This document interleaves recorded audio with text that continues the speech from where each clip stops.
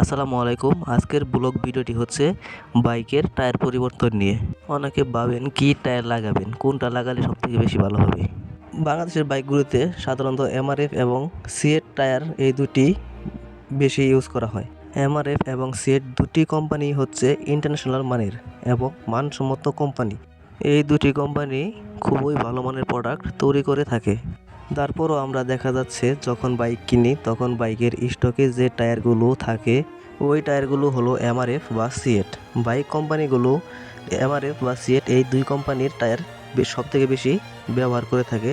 CEAT বা MRF এই দুটি কোম্পানি ইন্টারন্যাশনাল মানের হওয়ায় বাইক কোম্পানিগুলো তাদের তৈরিকৃত বাইকের মধ্যে এই দুই কোম্পানির টায়ার সবথেকে বেশি ব্যবহার করে থাকেন।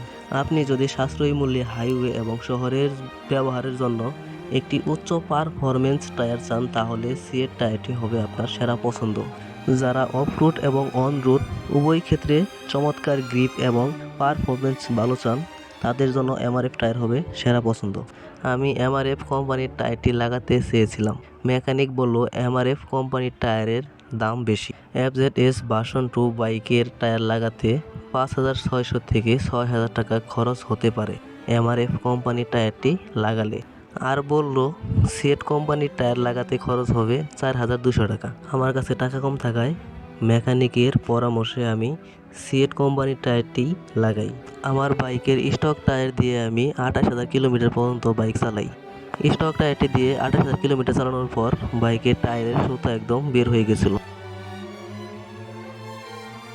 এমআরএফ কোম্পানির টায়ারের দাম 5,800 টাকা। এমআরএফ কোম্পানির টায়ার দিয়ে প্রায় 25,000 থেকে 28,000 কিলোমিটার পর্যন্ত চালানো যাবে। সিএট কোম্পানির টায়ারের দাম 4,200 টাকা, কিন্তু এই টায়ার দিয়ে মাত্র 15,000 থেকে 18,000 কিলোমিটার পর্যন্ত চালানো যেতে পারে। তবে আপনারা কেউ যদি বাইকের টায়ার লাগান তাহলে এমআরএফ কোম্পানির টায়ারটি লাগানোর চেষ্টা করবেন।